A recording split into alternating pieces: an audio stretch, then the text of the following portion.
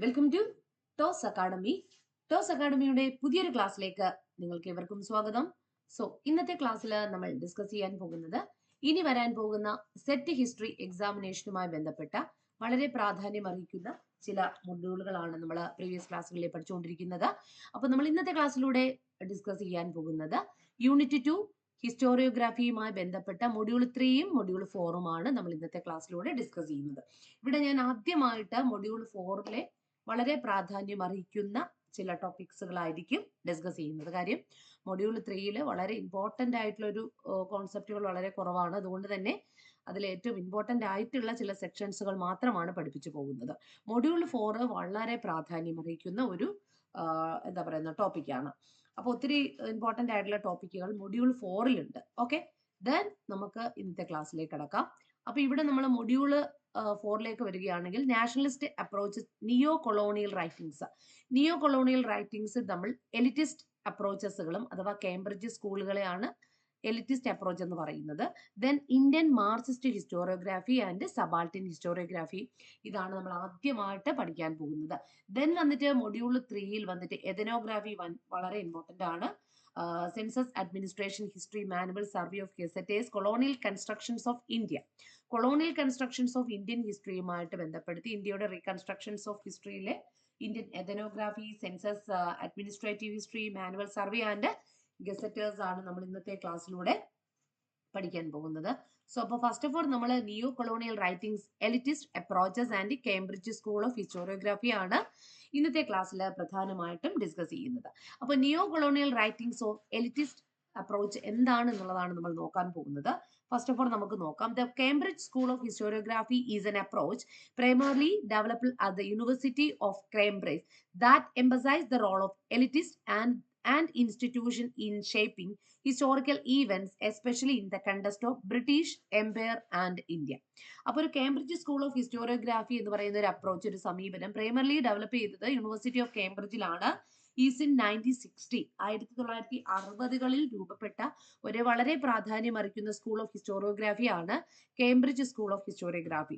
It emphasise the role of elitist, അതായത് ചരിത്ര രചന എന്ന് പറയുന്നത് എലിറ്റിസ്റ്റ് മീൻസ് ഉന്നത വിഭാഗക്കാരായ ചരിത്ര രചനക്കാരന്മാരുടെ ചരിത്രങ്ങൾക്കാണ് ഇവർ പ്രാധാന്യം കൊടുത്തിട്ടുള്ളത്.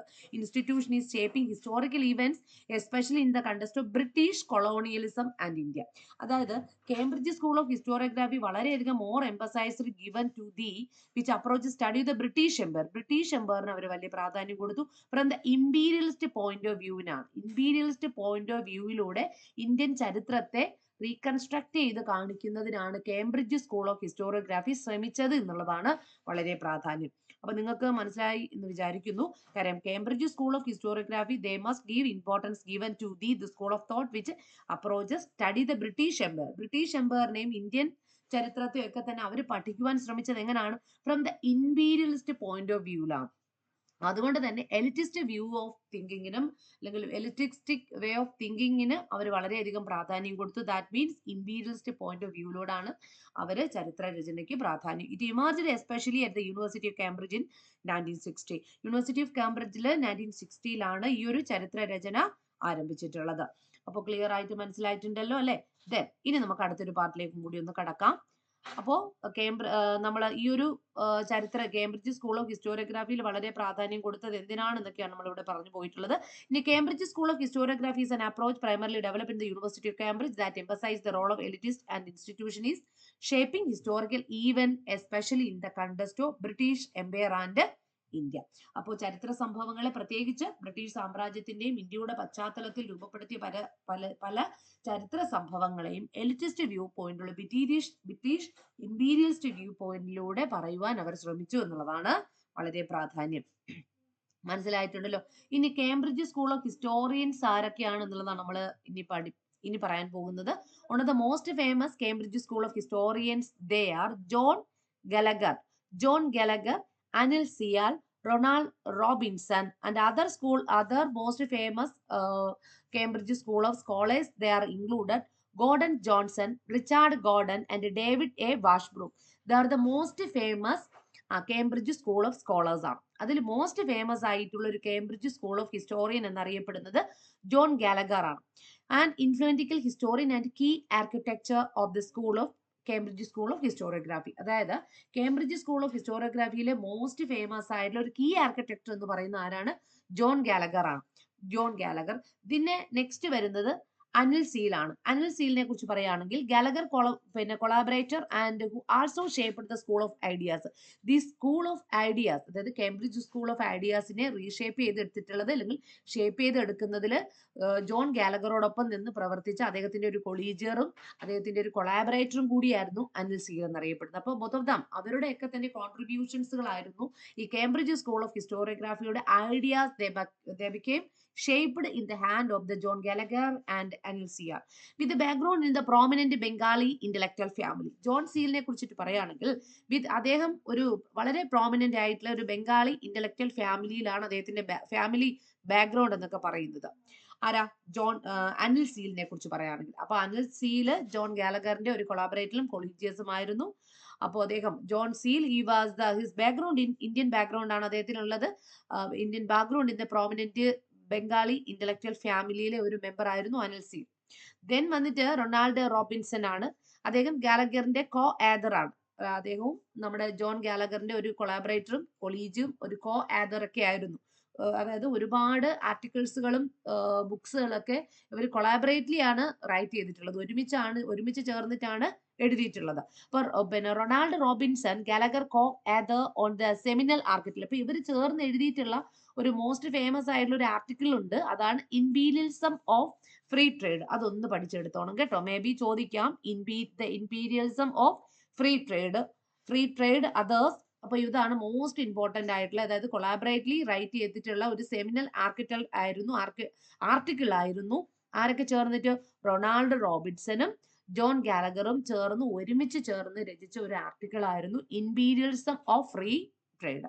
Okay, then others. ഇനി the school of Cambridge school of historians ആയിട്ടുള്ള മറ്റ് ചില മോസ്റ്റ് ഫേമസ് ആയിട്ടുള്ള ഹിസ്റ്റോറിയൻസിനെ തന്നെയാണ് നോക്കാൻ പോകുന്നത്.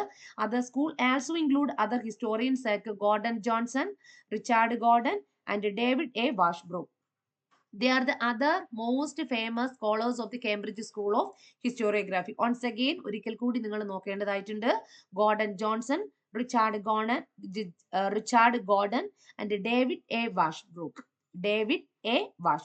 അപ്പൊ ഇവരൊക്കെയാണ് മോസ്റ്റ് ഫേമസ് ആയിട്ടുള്ള കേംബ്രിഡ്ജ് സ്കൂൾ ഓഫ് ഹിസ്റ്റോറിയൻസ് എന്നറിയപ്പെടുന്നത്. അപ്പോൾ അവരെ ഒന്ന് വളരെ ശ്രദ്ധിച്ചൊന്ന് പഠിക്കുക. കാര്യം മാത്ത് ഫോളോയിങ് ഒക്കെ വരുന്ന സമയത്ത് ചോദിക്കാൻ ചാൻസ് ഉള്ളതാണ്.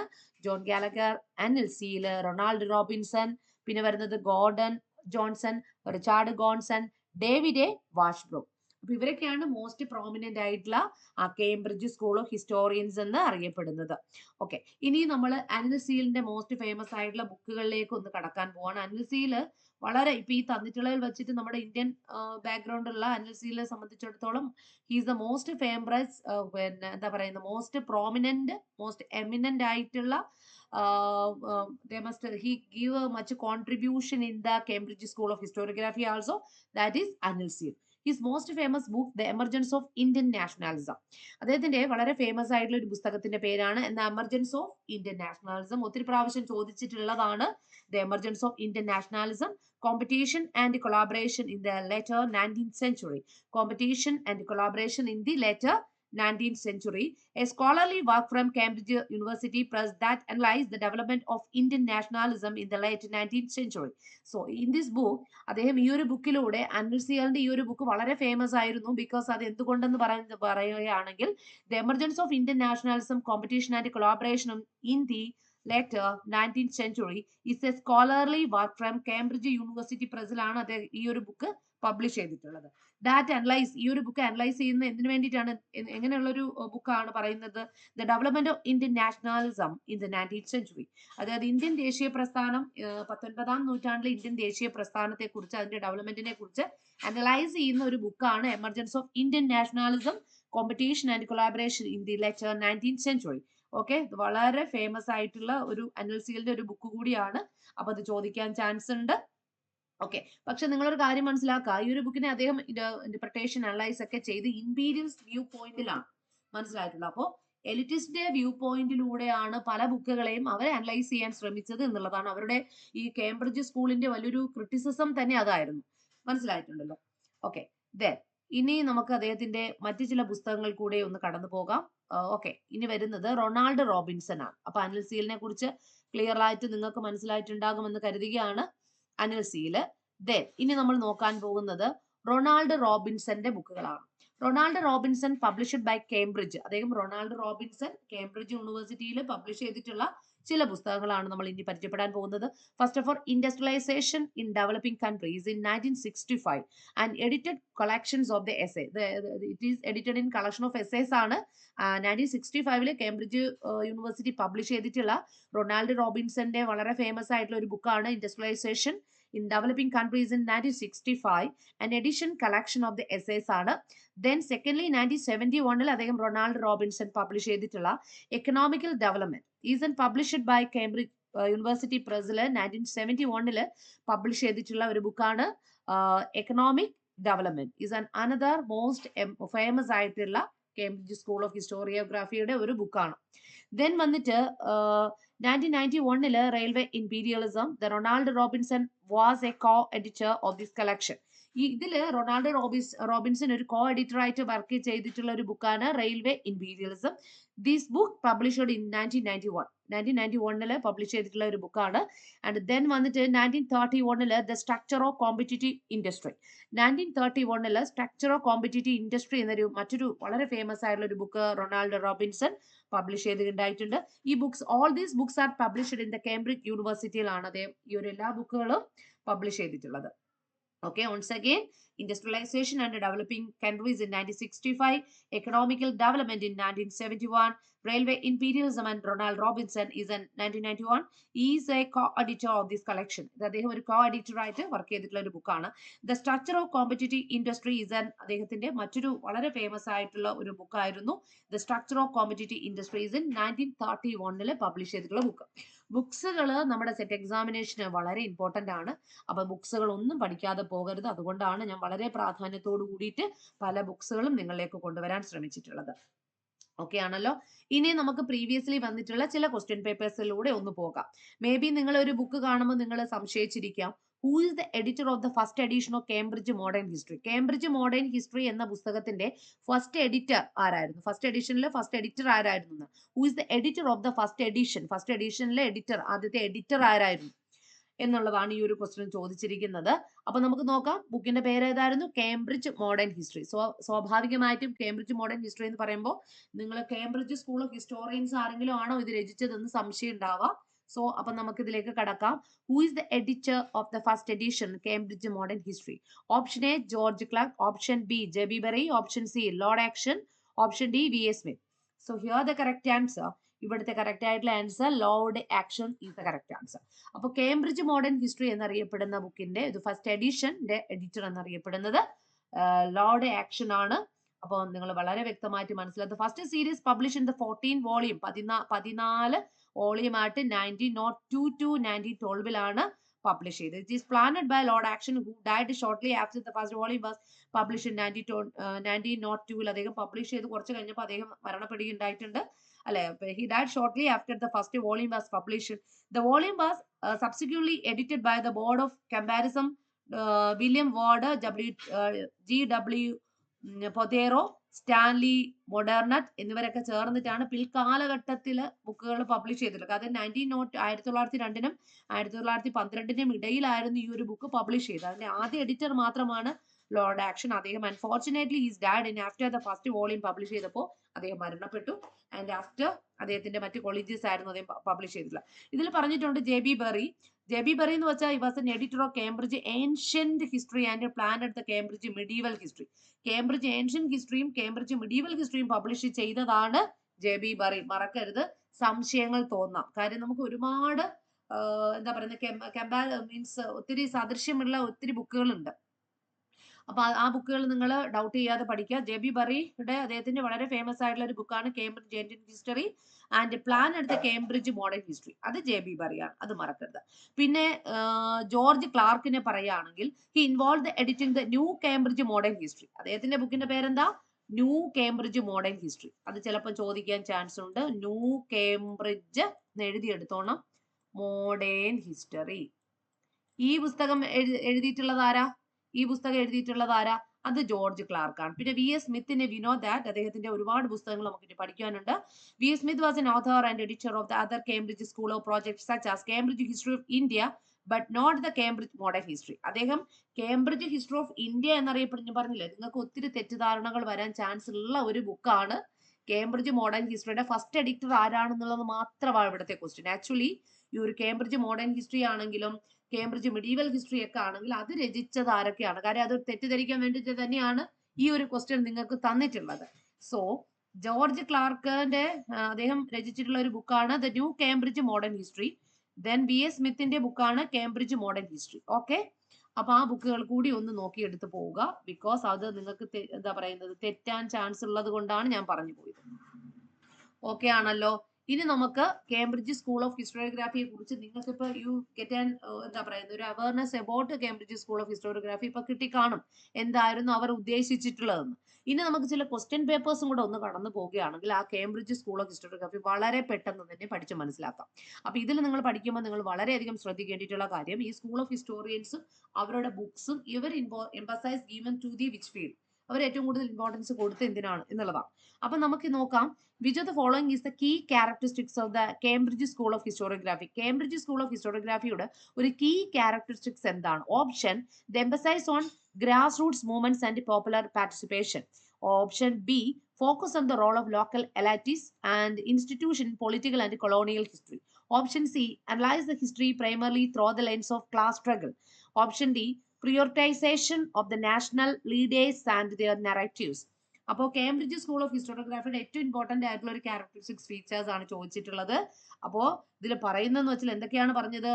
Focus on role of local elites, local elites institution and political colonial ഹിസ്റ്ററിക്കാണോ ഇവർ ഇമ്പോർട്ടൻസി കൊടുത്തത്? അല്ലെങ്കിൽ analyse the history primarily through the lens of class സ്ട്രഗിൾസിനാണ്. ക്ലാസ് സ്ട്രഗിൾ എന്ന് പറയുമ്പോൾ നിങ്ങൾ പെട്ടെന്ന് തന്നെ നിങ്ങളുടെ മനസ്സിലേക്ക് ഓടി വരേണ്ടിയിട്ടുള്ള ഒറ്റ ഒരു പേരേ ഉള്ളൂ, that is Karl marks and material historiography. അല്ലെ, മെറ്റീരിയൽ ഹിസ്റ്റോറിയോഗ്രാഫി അല്ലെങ്കിൽ നമ്മൾ മാർക്സിസ്റ്റ് സ്കൂൾ ഓഫ് ഹിസ്റ്റോറിയോഗ്രാഫി ആയിരിക്കും എന്റെ ആൻസർ എന്ന് പറയുന്നത്.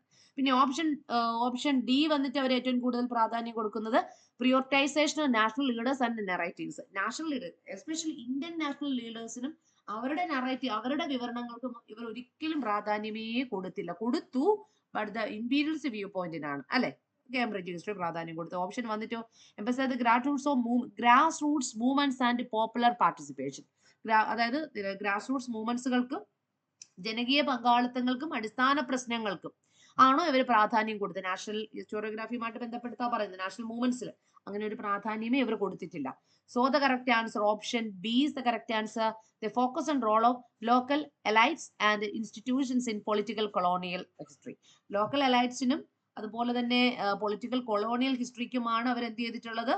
അതായത് വരേണ്യ എലൈറ്റ്സ് മീൻസ് ഉന്നത കുലര്, നിങ്ങൾ വരേണ്യവർഗത്തിന്റെ ചരിത്രത്തിന് പ്രാധാന്യം കൊടുത്തവരായിരുന്നു കേംബ്രിഡ്ജ് സ്കൂൾ ഓഫ് ഹിസ്റ്റോറിയൻസ്. അപ്പൊ നമ്മൾ ഈ ഒരു ആൻസറിൽ നിന്ന് തന്നെ നിങ്ങൾക്ക് ഒത്തിരി കാര്യങ്ങൾ മനസ്സിലാവും. അപ്പൊ ഇങ്ങനെ മെയിൻ പോയിന്റുകൾ പഠിക്കുന്നതായിരിക്കും നല്ലത്. അപ്പൊ മെയിൻ പോയിന്റ് പഠിക്കുമ്പോൾ വെറുതെ പഠിച്ചു പോകുമ്പോൾ നിങ്ങൾക്ക് അത് മനസ്സിലാവത്തില്ല. അതുകൊണ്ടാണ് ഞാൻ അതിൽ കുറച്ച് ക്വസ്റ്റ്യൻ പേപ്പേഴ്സും കൂടെ ഇൻക്ലൂഡ് ചെയ്ത് വന്നത്. അപ്പോൾ യു ഗെറ്റ് വളരെ പെട്ടെന്ന് തന്നെ നമുക്ക് ആ ഒരു സ്കൂൾ ഓഫ് ഹിസ്റ്റോറിയോഗ്രാഫി പെട്ടെന്ന് മനസ്സിലാവാൻ കഴിയും. ഓക്കെ ആണേ. Then ഇനി നമുക്ക് അടുത്തൊരു ക്വസ്റ്റ്യനിലേക്ക് കൊടുക്കാം. Who is the prominent historian associated with the Cambridge school of historiography? തന്നിരിക്കുന്നതിൽ വളരെ മോസ്റ്റ് ഫേമസ് ആയിട്ടുള്ള Cambridge school of historiography historian ആരാണ്? Who is the prominent historian who is associated with the Cambridge School of Historiography? Option A, Ranajit Guha. Option B, R.S. Sharma. Option C, Anil Seal and Partha Chatterjee. Who is that? നിങ്ങൾ പെട്ടെന്ന് തന്നെ കാണുമെന്നെ അറിയാം, അനിൽ സീൽ ആണ്. പിന്നെ അപ്പോൾ ഇതിൽ already നിങ്ങൾ രണജിത് ഗുഹയൊക്കെ കണ്ടിട്ടുണ്ട്, Partha Chatterjee. Both of them belong to the subaltern school of historians ആണ് നമ്മൾ ഈ രണജിത് ഗുഹയും പാർത്ഥ ചാറ്റർ. അതിനെ മനസ്സിലാക്കണം. ഇനി ആർ എസ് ശർമ്മയൊക്കെ, D D Kosambi, R S ശർമ്മയൊക്കെ പറയുകയാണെങ്കിൽ മാർക്സിസ്റ്റ് സ്കൂൾ ഓഫ് ഹിസ്റ്റോറിയൻസ് ആണ്. അപ്പൊ നമ്മൾ ഈ 4 ഓപ്ഷൻസ് കാണുമ്പോൾ ഇവർ ആരൊക്കെയാണെന്ന് വളരെ വ്യക്തമായിട്ടുള്ള you get an idea in this question also. So here the correct answer, Anil seal is the correct answer. Okay, there. ഇനി നമ്മൾ അടുത്തൊരു ക്വസ്റ്റ്യൻ പേപ്പറിലൂടെ ഒന്ന് കടന്നു പോവുകയാണ്. Which of the following best describe the common criticism of the Cambridge school? താഴെ തന്നിരിക്കുന്നതിൽ നമ്മൾ Cambridge സ്കൂളിനെ സാധാരണയായിട്ട് എല്ലാ ഹിസ്റ്റോറിയോഗ്രാഫേഴ്സും സ്കൂൾ ഓഫ് ഹിസ്റ്റോറിയൻസ് എല്ലാവരും ഇവരെ ക്രിറ്റിസിസം ചെയ്യുന്നുണ്ട്. അപ്പൊ എന്തർത്ഥത്തിലാണ് ഇവരെ ക്രിറ്റിസിസം ചെയ്യുന്നത്? കേംബ്രിഡ്ജ് സ്കൂളിനെ കുറിച്ചുള്ള പൊതുവായിട്ടുള്ള ഒരു വിമർശനം, ഒരു ക്രിറ്റിസിസം എന്താണെന്നുള്ളതാണ്. It neglect the role of economical factor in history. അപ്പൊ ഇവര് എക്കണോമിക്കൽ ഫാക്ടേഴ്സ് ഓഫ് ഹിസ്റ്ററിയെ നെഗ്ലക്ട് ചെയ്തു, ഇവര് അവഗണിച്ചു എന്നുള്ളതാണ്. It is overly critical of imperial powers. ഇവർ ഇമ്പീരിയൽ പവേഴ്സിനെ അവഗണിച്ചു. It is overly critical of imperial പവേഴ്സിനെ ക്രിട്ടിസൈസ് ചെയ്തു എന്നുള്ളതാണ്. അങ്ങനെ ചെയ്തു ഇവര്. It assume the narrow selfish motivation for historical actors especially elites. അപ്പൊ it assume the narrow selfish motivations. വളരെ ശ്രദ്ധിക്കുക, അവർ അസ്യൂം ചെയ്തത് നാരോ ആയിട്ടുള്ള വളരെ selfish motivation of the historical ആക്ടേഴ്സിനും എസ്പെഷ്യലി എലൈറ്റ്സിന് അവർ പ്രാധാന്യം കൊടുത്തു എന്നുള്ളതാണ്. അസ്യൂം ചെയ്തത് അതിനാണ്. It ignore the importance of political. ഇന്ത്യയിലുള്ള മറ്റെല്ലാ പൊളിറ്റിക്കൽ ഇൻസ്റ്റിറ്റ്യൂഷൻസിനെ ഒക്കെ തന്നെ അവർ ഇഗ്നോർ ചെയ്ത് കളഞ്ഞു, അല്ലെ? അപ്പൊ ഇതാണ് എന്താ പറയുന്നത്, ഓപ്ഷൻ ഡിയിൽ പറഞ്ഞിരിക്കുന്നത്. അവർ മറ്റെല്ലാ ഇൻസ്റ്റിറ്റ്യൂഷൻസുകളെ അവർ അവഗണിച്ചു. അപ്പൊ നിങ്ങൾ വളരെ പെട്ടെന്ന് തന്നെ ആൻസറിലേക്ക് കടക്കാം. Option C is the correct answer. It assume the school of historiography historians they are assume the narrow selfish motivation for historical actors especially elites. ചരിത്രപരമായിട്ടുള്ള ആക്ടേഴ്സിന്, അതായത് ചരിത്രകാരന്മാരായിട്ട് പ്രത്യേകിച്ച് വരേണ്യവർഗത്തിന്, ഹിസ്റ്റോറിക്കൽ ആക്ടേഴ്സ് മീൻസ് എസ്പെഷ്യലി എലൈറ്റ്സുകൾക്കാണ് അവർ പ്രാധാന്യം കൊടുത്തത്. വരേണ്യവർഗക്കാരായ ആക്ടേഴ്സ് മീൻസ് ഹിസ്റ്റോറിയൻസ് എന്നുള്ളതാണ് കേട്ടോ. വരേണ്യവർഗക്കാരായിട്ടുള്ള വിഭാഗക്കാർക്കായിരുന്നു അവര് വളരെയധികം പ്രാധാന്യം കൊടുത്തത്. Okay, that assume narrow. ഇപ്പൊ വരേണ്യവർഗക്കാരാകുമ്പോൾ ഒരു നാരോ മൈൻഡഡ് ആയിട്ടുള്ള ആൾക്കാരായിരിക്കുമല്ലോ. നാരോ ആയിട്ടുള്ള സെൽഫിഷ് മോട്ടിവേറ്റഡ് ആയിട്ടുള്ള എസ്പെഷ്യലി എലൈറ്റ്സിനാണ് അവർ ഇമ്പോർട്ടൻസ് കൊടുത്തത്. So the correct answer option C. അപ്പൊ ഇതിലൂടെ തന്നെ അതിന്റെ ക്യാരക്ടറിസ്റ്റിക്സ് എല്ലാം നമുക്ക് പഠിച്ചു പോകാൻ കഴിയും. ഓക്കെ, ദെൻ അപ്പൊ ഈ ഒരു ഭാഗവും നിങ്ങൾക്ക് ക്ലിയർ ആയിട്ട് മനസ്സിലായിട്ടുണ്ടാകും എന്ന് കരുതുകയാണ്. മനസ്സിലായിട്ടുണ്ടല്ലോ അല്ലെ? ഇനി ഇവിടെ ചിലപ്പം തെറ്റാൻ ചാൻസ് ഉള്ള ഒരു ക്വസ്റ്റ്യൻ ആണ്. അപ്പൊ നമുക്ക് ആ ഒരു ക്വസ്റ്റ്യനിലേക്ക് കൂടെ ഒന്ന് കടന്നു പോകാം. ഈ ക്വസ്റ്റ്യൻ ഇങ്ങനെയാണ്: the Cambridge economical history of India is an authoritative multi volume work edited by. അപ്പൊ പറഞ്ഞിരിക്കുന്നത് എങ്ങനെയാണ്? The Cambridge economic history of India. Cambridge economical history of India എന്നറിയപ്പെടുന്ന വളരെ അതോറിറ്റേറ്റീവ് ആയിട്ടുള്ള ഒരു വോളിയമാണ്. ഒരു വൺ വോളിയം അല്ല, മൾട്ടി വോളിയം ആയിട്ടുള്ള ബുക്ക് എഡിറ്റ് ചെയ്തിട്ടുള്ളത് ആരാണ്? ആ ബുക്കിന്റെ പേര് വളരെ ശ്രദ്ധിച്ച് അങ്ങോട്ട് നോക്കുക. Option Romila Thapar and Bipin Chandra. Option B Irfan Habib and Tapan Ray Chaudhary. Option 3 Amartya Sen and R Sharma. Option 4 Ranajit Guha and Sumit സർക്കാർ. Which is the correct answer? The Cambridge Economic History of India is edited by option. ഏത് ഓപ്ഷൻ അവിടെ കറക്റ്റ് ആയിട്ടുള്ളത്? Option B is the correct answer. Irfan Habib and Tapan Ray ചൗധരിയുടെ ബുക്കാണ് കേട്ടോ. അപ്പൊ വളരെ ശ്രദ്ധിക്കുക. കാര്യം ഒരു എക്കണോമിക്കൽ ഹിസ്റ്ററി എന്നൊക്കെ പറഞ്ഞ ആ ബുക്കിൽ കാണുകയാണെങ്കിൽ തന്നെ നിങ്ങൾ വെച്ച് പിടിച്ചോണം. കാര്യം ഇർബാൻ ഹബീബ് ആയിരിക്കും ചാൻസ്. എങ്കിലും സാധാരണയായിട്ട് നിങ്ങൾക്ക് ഒരു ഡൗട്ട് വരാം, റോമില താപ്പറും ബിപിൻ ചന്ദ്രയും പറഞ്ഞിട്ടുണ്ടല്ലോ. എങ്കിലും Cambridge economic history of India രചിച്ചിട്ടുള്ളത് ആര് തന്നെയാണ്? ഇർബാൻ ഹബീബും തപ്പാൻ റായ് ചൗധരിയും കൂടി ചേർന്നിട്ടാണ് കൊളാബറേറ്റ്ലി റൈറ്റ് ചെയ്തിട്ടുള്ള ഒരു മൾട്ടി വോളിയം ബുക്കാണ് കേംബ്രിഡ്ജ് എക്കണോമിക്കൽ ഹിസ്റ്ററി. ഓക്കെ ആണല്ലോ? സോ അപ്പൊ ഇത്രയും കാര്യങ്ങളാണ് നിങ്ങൾ കേംബ്രിഡ്ജ് സ്കൂൾ ഓഫ് ഹിസ്റ്റോറിയോഗ്രാഫിയുമായിട്ട് ബന്ധപ്പെടുത്തി പഠിക്കേണ്ടിയിട്ടുള്ളത്. ഹിസ്റ്റോറിയൻസും ബുക്സുകളും ഞാൻ എല്ലാം ഇമ്പോർട്ടൻസ് കൊടുത്തിട്ടുണ്ട്. അതിനെ വളരെ ഇമ്പോർട്ടന്റ്ലി പഠിക്കുക. ഇനി നമ്മൾ നെക്സ്റ്റ് ഒരു സ്കൂൾ ഓഫ് ഹിസ്റ്റോറിയോഗ്രാഫി പഠിക്കാനായിട്ട് പോവാണ്. അതേതാണെന്ന് എല്ലാവർക്കും അറിയാം. ഏതാ? Marxist school of Indian historiography. ശ്രദ്ധിക്കണം, Marxist school of Indian historiography ആണ് നമ്മൾ പഠിക്കാൻ പോകുന്നത്. മാർക്സിസ്റ്റ് സ്കൂൾ എന്ന് പറയുമ്പോൾ കാൾ മാർക്സിനും ഫ്രെഡറിക് ഏംഗൽസിനെയൊക്കെ നിങ്ങൾക്ക് വളരെ പെട്ടെന്ന് തന്നെ അറിയാം. ഇനി ഇന്ത്യൻ ഹിസ്റ്റോറിക്കൽ വ്യൂ പോയിന്റിലൂടെ പഠിക്കാം. Marxist school of Indian historiography. എന്താണ് Marxist school of Indian historiography? The Marxist school of Indian historiography interpret history through the lens of class struggle. അവർ ഹിസ്റ്ററിയെ കണ്ടത്, അവർ ചരിത്രത്തെ വ്യാഖ്യാനിച്ചത് തൊഴിലാളി വർഗത്തിന്റെ എന്താ പറയുന്നത് ക്ലാസ് സ്ട്രഗിൾസിലൂടെയാണ്, തൊഴിലാളി വർഗ സമരങ്ങളിലൂടെയാണ്. തൊഴിലാളി വർഗത്തിനാണ് പ്രാധാന്യം കൊടുത്ത, വർഗ സമരങ്ങൾക്കാണ് അവർ ഇന്റർപ്രിട്ടേഷൻ. ചരിത്രത്തെ they interpret the historical through the lens of class struggle. Economical structure and modes of production. They prioritizing given to economical structure. ഒരു സാമ്പത്തിക അടിത്തറ കൊടുത്തു ചരിത്രത്തിന്. The mode of productions ന് പ്രാധാന്യം കൊടുത്തു. They prioritizing school and economical history over political narratives.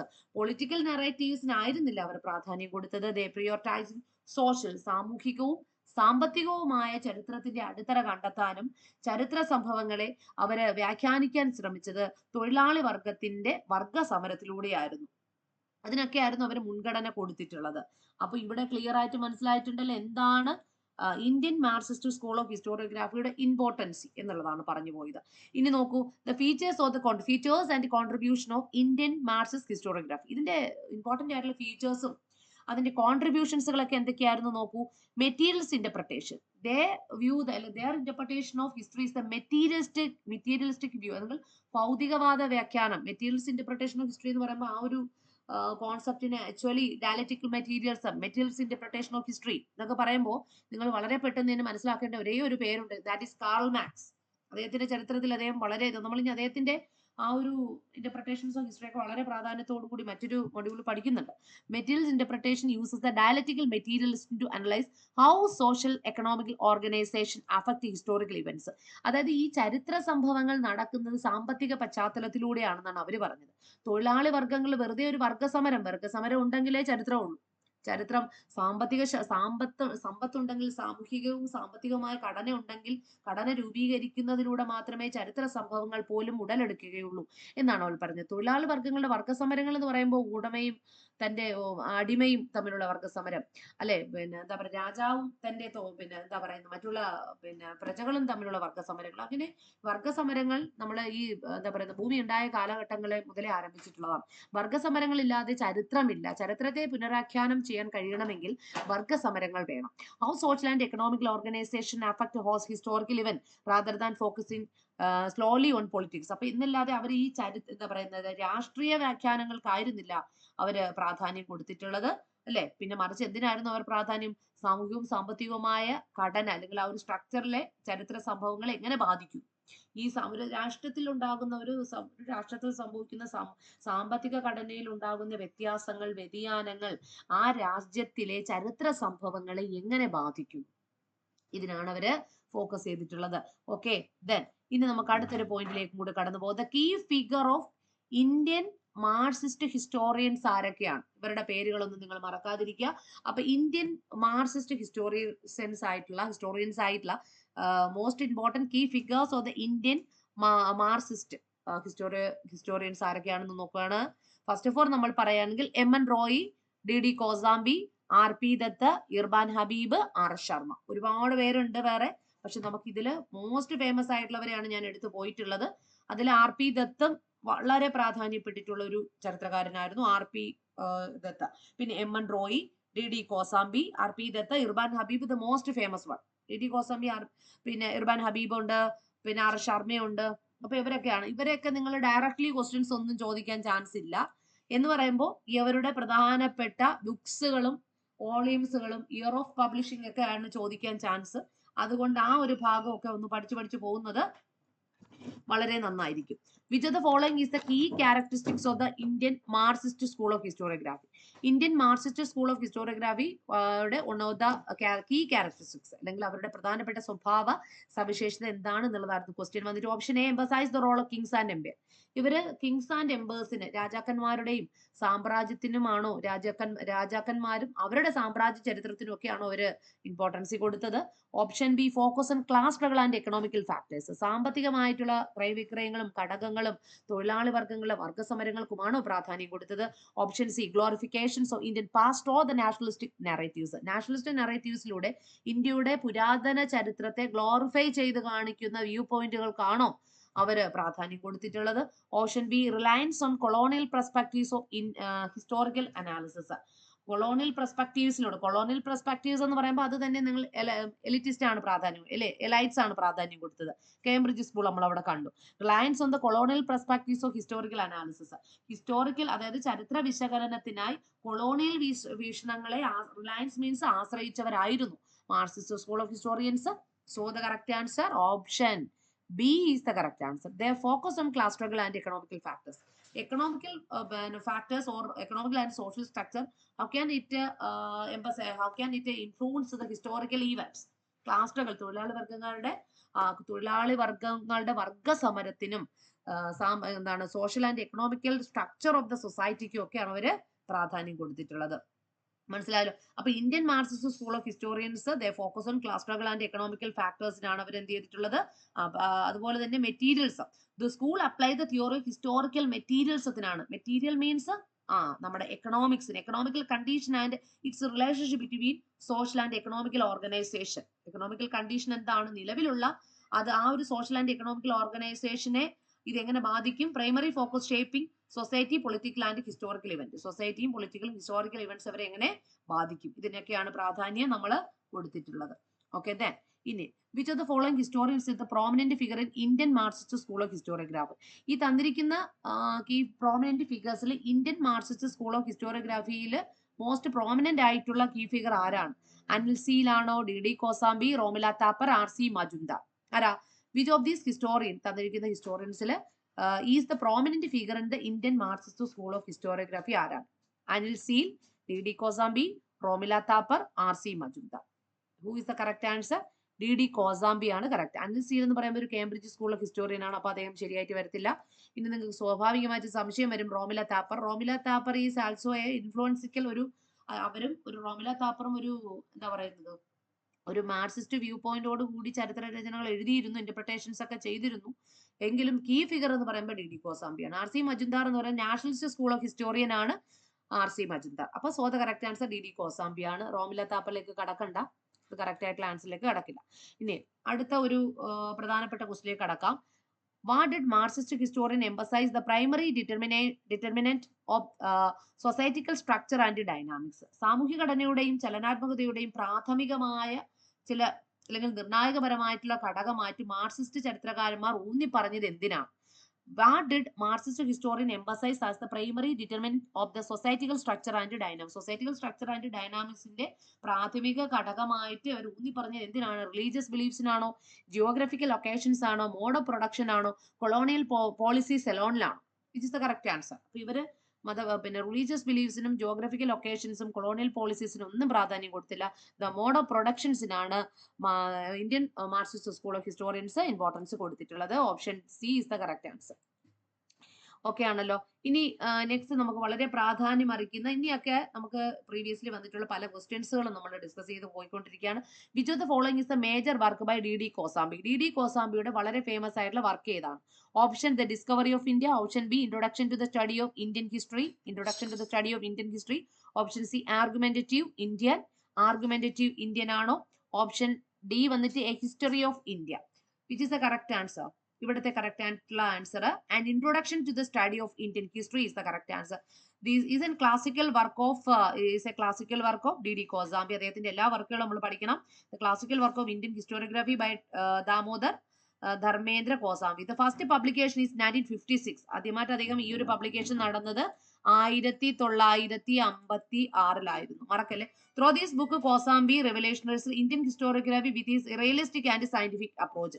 Indian ഹിസ്റ്റോറിയോഗ്രാഫിയെ realistic and scientific അപ്രോച്ചോട് കൂടി കാണാൻ ശ്രമിച്ചത് 1956 അദ്ദേഹം രചിച്ച introduction to the study of Indian ഹിസ്റ്ററിയിലാണ്. Introduction to the study of Indian history രചിച്ചത് ആരാണ്? ഇതൊരു ഡി കോസാംബിയുടെ ഒരു ക്ലാസിക്കൽ വർക്കാണ്.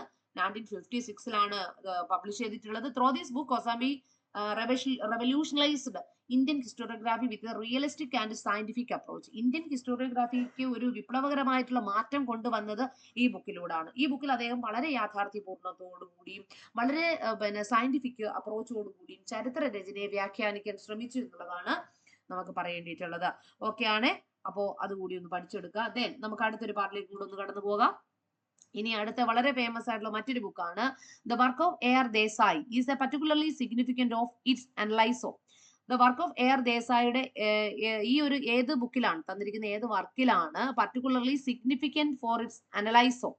The work of A.R. Desai is particularly significant for its analysis of ancient Indian trade routes ആണോ, the socio-economical underpinnings of Indian nationalism ആണോ, the rise of Mughal empire ആണോ, the cultural achievement of the Gupta period ആണോ? അപ്പോൾ A.R. Desai particularly significant for its analysis of option B ആണ് correct answer കേട്ടോ. The socio-economic underpinnings of the Indian nationalism. The work of A.R. Desai particularly significant of his analysis of socio-economic underpinnings of Indian nationalism. 3 പ്രാവശ്യം ഇത് ചോദിച്ചു, പല തവണകളായിട്ട്. അപ്പോൾ ആരും എഴുതാത്തൊരു ബുക്കും കൂടാണ്. അപ്പോ the most famous work social background of Indian nationalism 1940. അദ്ദേഹത്തിന്റെ വളരെ ഫേമസ് ആയിട്ടുള്ള ഒരു വർക്കിന്റെ പേരെന്താണെന്ന് അറിയാമോ? The social background of Indian nationalism. A R ദേശായിയുടെ ഫേമസ് ആയിട്ടുള്ള 1948 അദ്ദേഹം പബ്ലിഷ് ചെയ്ത ഒരു ബുക്കിന്റെ പേരാണ് social background of Indian nationalism. എന്താണ്? സോഷ്യൽ ബാക്ക്ഗ്രൗണ്ട് ഓഫ്, എഴുതി വെച്ചോണം, social background of Indian nationalism. Indian nationalism ഇത് പബ്ലിഷ് ചെയ്തെന്ന 1948 കേട്ടോ. അത് ഇയർ ഒക്കെയാണ് നമുക്ക് ഇമ്പോർട്ടൻസ് ഹിസ്റ്ററിയിൽ. 1948 Okay. In this book, he applied the Marxist perspectives to trace the rise of nationalism in India as a result of material condition and new social classes created by British colonialism. അപ്പൊ ഈ ഒരു പുസ്തകത്തിലൂടെ അദ്ദേഹം Marxist പെർസ്പെക്ടീവ്സിലൂടെയാണ് എഴുതാൻ ശ്രമിച്ചത്. Marxist view പോയിന്റിലൂടെ ചരിത്ര രചനയെ വ്യാഖ്യാനിക്കാൻ ശ്രമിച്ചു. റൈസ് ഓഫ് നാഷണലിസം, ദേശീയ പ്രസ്ഥാനത്തിന്റെ വരവ്. India as a result of material conditions, ഇന്ത്യയുടെ ഒരു മെറ്റീരിയൽ കണ്ടീഷൻ എന്ന് വെച്ചാൽ economical condition and new social class created by British colonialism. British colonialism കാലഘട്ടത്തിൽ ഒരു പുതിയ വർഗം ഉടലെടുത്തു. അവർ പ്രാധാന്യം കൊടുത്തിട്ടുള്ളത് മെറ്റീരിയൽ കണ്ടീഷൻസുകൾക്കായിരുന്നു. ഇതൊക്കെയായിരുന്നു അദ്ദേഹത്തിന്റെ സോഷ്യൽ ബാക്ക്ഗ്രൗണ്ട്. ശ്രദ്ധിക്കണം, social background of Indian nationalism എന്ന പുസ്തകത്തിലൂടെ പറയാൻ ശ്രമിച്ചത്. അപ്പോ മനസ്സിലായിട്ടുണ്ടല്ലോ ഈ ഒരു ബുക്കും. ഓക്കെ, ദെൻ ഇനി നമ്മൾ നോക്കാൻ പോകുന്നത് അടുത്തൊരു പ്രധാനപ്പെട്ട വ്യൂ പോയിന്റ് ആണ്. നോക്കാം. Which of the following statement is incorrect regarding the Indian Marxist School of Historiographyയുമായിട്ട് ബന്ധപ്പെടുത്തിയിട്ടുള്ള തെറ്റായ പ്രസ്താവന ഏതാണ്? ഓപ്ഷൻ എ വന്നിട്ട് it view history as the progression through different modes of production. അവർ നോക്കിക്കണ്ട തെറ്റായ വ്യൂ പോയിന്റ് മാത്രമാണ്. അവരുടെ വ്യൂ പോയിന്റ്, അവരുടെ കാഴ്ചപ്പാട് history as the progress through the different modes of പ്രൊഡക്ഷൻസിലൂടെയാണ് ചരിത്ര രചനയെ അവർ പ്രോഗ്രസീവ് ആക്കാൻ ശ്രമിച്ചത്.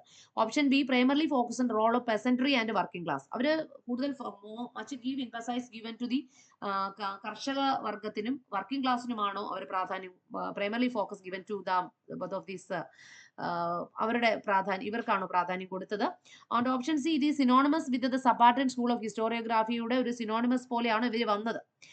It criticise the nationalist historiographical approach to being elitist. എലിറ്റിസ്റ്റിന്റെ സ്കൂൾ ഓഫ് ഹിസ്റ്റോറിയോഗ്രാഫിയുടെ ഹിസ്റ്റോറിക്കൽ അപ്രോച്ചിനെ അവര് വിമർശിച്ചുകൊണ്ട് രംഗത്ത് വന്ന ഒരു സ്കൂൾ ഓഫ് ഹിസ്റ്റോറിയോഗ്രാഫി ആയിരുന്നോ മാർക്സിസ്റ്റ് സ്കൂൾ ഓഫ് ഹിസ്റ്റോറിയോഗ്രാഫി എന്നാണ് ചോദിച്ചിരിക്കുന്നത്. അപ്പൊ ഇത് കണ്ടപ്പോൾ തന്നെ നിങ്ങൾക്ക് വളരെ ക്ലിയർ ആയി മനസ്സിലായി. കാര്യം option A and option B and option D is the correct answer ആണ്. കാര്യം അവര് കൂടുതൽ ഇമ്പോർട്ടൻസ് കൊടുത്ത് മോഡ് ഓഫ് പ്രൊഡക്ഷന് പ്രാധാന്യം കൊടുത്തു, പെസൻട്രി ആൻഡ് വർക്കിംഗ് ക്ലാസ്സിന് പ്രാധാന്യം കൊടുത്തു. പിന്നെ ഇവര് നിലവിലേക്ക് വന്ന സമയത്ത് ഇവര് വരേണ്യവർഗത്തിന്റെ ചരിത്ര രചനയ്ക്ക് പ്രാധാന്യം കൊടുത്ത് ഇമ്പീരിയലിസ്റ്റ് വ്യൂ പോയിന്റിലൂടെ ചരിത്രത്തെ വ്യാഖ്യാനിച്ച നമ്മുടെ Cambridge school of historian elitist view of എന്താ പറയുന്നത്, അല്ലെങ്കിൽ എലിറ്റിസ്റ്റ് വ്യൂ ഓഫ് ഹിസ്റ്റോറിയൻസിനെ ക്രിട്ടിസൈസ് ചെയ്തുകൊണ്ട് നിലവിൽ വന്നവരായിരുന്നു ആര്? Marxist school of historians. So the correct answer എന്ന് പറയുന്നത് ഇവിടെ ഏതായിരിക്കും? It's synonymous with subaltern school of ഹിസ്റ്റോറിയോഗ്രാഫിയുടെ ഒരു സിനോണിമസിനെ പോലെ അവരോടൊപ്പം ചേർന്ന് പങ്കുചേർന്ന് നിലവിൽ വന്ന പ്രസ്ഥാനമാണോ? അല്ല. ഇനിയിപ്പോ സബാൾട്ടൻ സ്കൂൾ ഓഫ് ഹിസ്റ്റോറിയോഗ്രാഫി നമ്മൾ പഠിക്കുന്നുണ്ട്, അല്ലെങ്കിൽ ഇൻഫീരിയർ അല്ലെങ്കിൽ സബാൾട്ടൻ സ്കൂൾ ഓഫ് ഹിസ്റ്റോറിയോഗ്രാഫി എന്ന് പറയുന്നത് ഇൻഫീരിയർ റാങ്ക് ഓഫ് ഹിസ്റ്റോറിയൻസ്, അല്ലെങ്കിൽ ഇൻഫീരിയർ റാങ്കിന് ഇല്ലെങ്കിൽ മാർജിനലൈസ്ഡ് ആയിട്ടുള്ള സമൂഹത്തിൽ അവശത അനുഭവിക്കുന്ന ഒരു വിഭാഗക്കാരുടെ ഉന്നമനത്തിന് വേണ്ടിയിട്ട് പ്രവർത്തിച്ച് കൊണ്ട് ചരിത്ര രചനകൾ എഴുതിയ സ്കൂൾ ഓഫ് ഹിസ്റ്റോറിയോഗ്രാഫിയാണ് subaltern school of historiography. Okay, inferior റാങ്കിനാണ് അവർ പ്രാധാന്യം കൊടുത്തത്, മറക്കരുത്. അപ്പോ option C is the correct answer. അപ്പൊ നമുക്ക് അവിടെയും മനസ്സിലായി കഴിഞ്ഞു. ഇനി നമുക്ക് നോക്കാം.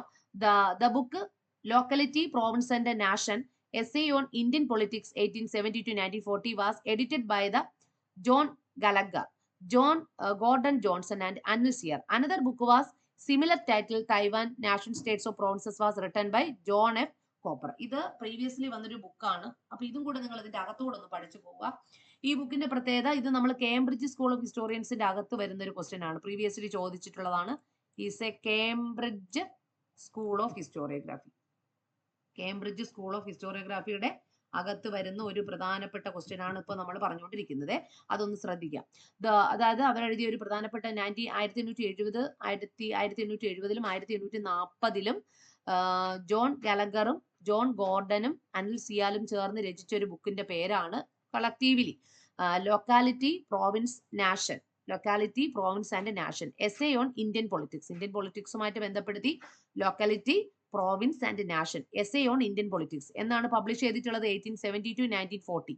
Was edited by John Gallagher, Gordon Johnson അനൽസിൽ. Another book was similar title. ഇതേ സിമിലർ ടൈറ്റിലോട് കൂടി മറ്റൊരു ബുക്കും കൂടി പബ്ലിഷ് ചെയ്തു, Taiwan nation states or province.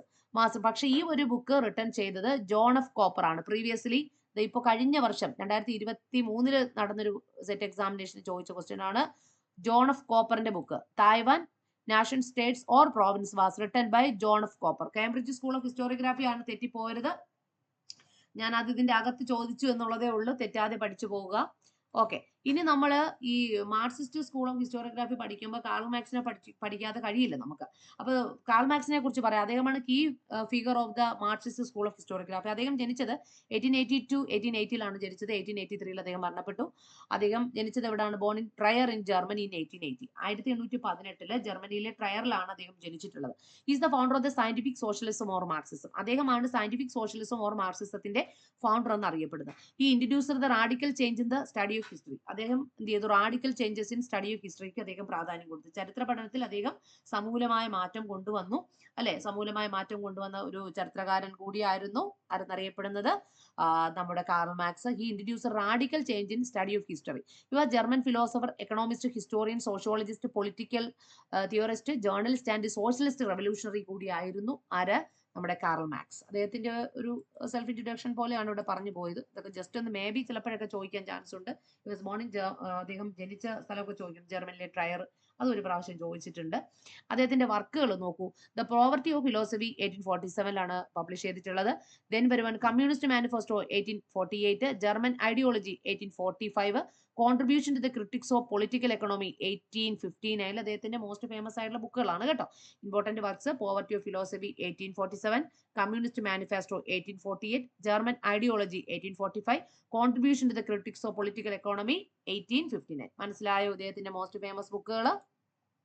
Okay, ഇനി വരുന്നത് it is also known as the material conception of history.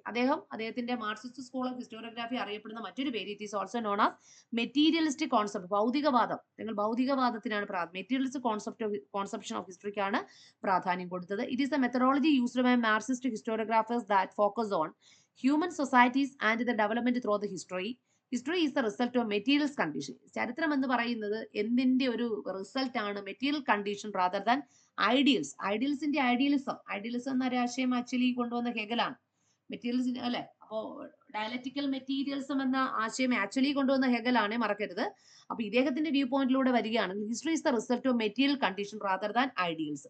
ഐഡിയൽസിനല്ല നമ്മൾ പ്രാധാന്യം കൊടുക്കുന്നത്, മെറ്റീരിയൽ കണ്ടീഷൻസുകൾക്കാണ് പ്രാധാന്യം കൊടുക്കേണ്ടതെന്നാണ് ആര് പറഞ്ഞത്? കാർൽ മാർക്സ് അദ്ദേഹത്തിന്റെ മെറ്റീരിയൽ ഇന്റർപ്രിട്ടേഷൻസ് ഓഫ് ഹിസ്റ്ററിയിൽ അദ്ദേഹം എടുത്തു പറഞ്ഞത്, അല്ലെ? മനുഷ്യ സമൂഹത്തിന്റെയും ചരിത്രത്തിന്റെയും അവയുടെ വികാസനത്തിലും ആദർശങ്ങൾക്കല്ല, മറിച്ച് ഭൗതിക സാഹചര്യങ്ങൾ, അതാണ് മെറ്റീരിയൽസ് ഇന്റർപ്രിട്ടേഷൻസുകൾക്കാണ്, മെറ്റീരിയൽ കോൺസെപ്ഷൻ ഓഫ് ഹിസ്റ്ററിക്കാണ് അവര് പ്രാധാന്യം കൊടുത്തത്. അതൊക്കെ ചോദിക്കാൻ ചാൻസ് ഉള്ള ചില എന്താണ് ഇമ്പോർട്ടന്റ് ആയിട്ടുള്ള ഭാഗങ്ങളാണ്. അത് മറന്നുപോകാതെ ഒന്ന് പഠിച്ചെടുക്കുക. ഓക്കെ ആണല്ലോ? ഓക്കെ, ഇനി അദ്ദേഹത്തിന്റെ മേജർ തിയറീസും കൂടി നമുക്കൊന്ന് പഠിച്ചു പോകണം. Major theories: historical materialism, theory of base and പിന്നെ സൂപ്പർ സ്ട്രക്ചർ, തിയറി ഓഫ് ക്ലാസ്റ്ററുകള്, stages of historical development, theory of surplus value, അതുപോലെ തന്നെ dictatorship of the proletariat, withering away of the state. മറക്കൽ അദ്ദേഹത്തിന്റെ തിയറീസ് ആണ്. ഇതൊക്കെ ചോദിക്കും. Historical materialism, theory of base and superstructure, theory of ക്ലാസ്റ്ററുകള്, പിന്നെ stages of historical development, theory of surplus value എപ്പോഴും ചോദിക്കും. Dictatorship of the proletariat, withering away of the States. Okay, മനസ്സിലായോ? അപ്പൊ ഇത്രയും കാര്യങ്ങളാണ് അദ്ദേഹത്തിന്റെ മേജർ തിയറീസുകൾ എന്ന് പറയുന്നത്. ഇനി നമ്മളിപ്പോ ഇത്രയും നേരം പഠിച്ചുകൊണ്ടിരുന്നത് നിങ്ങൾക്കറിയാം മാർക്സിസ്റ്റ് സ്കൂൾ ഓഫ് ഹിസ്റ്റോറിയോഗ്രാഫി ആണ്. ഇതിലെ മോസ്റ്റ് ഫേമസ് ആയിട്ടുള്ള ചില ചരിത്രകാരന്മാർ അവരുടെ ബുക്കുകളിലൂടെ നമുക്ക് കടന്നു പോകാം. That is Romila Thapar. ആരാണ്? Romila Thapar. Romila Thapar, she has to her credit several important works on ancient Indian history.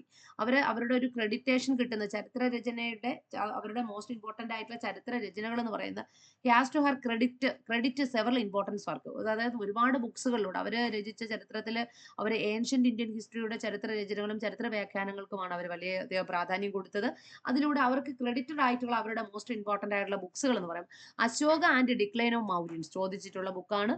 Ashoka and the Decline of Mauryaans in 1960. Past and Prejudice 1975. Past and Prejudice 1975. Ashoka and the Decline of the Mauryaans in 1960. Ancient Indian Social History, Some Interpretations 1978.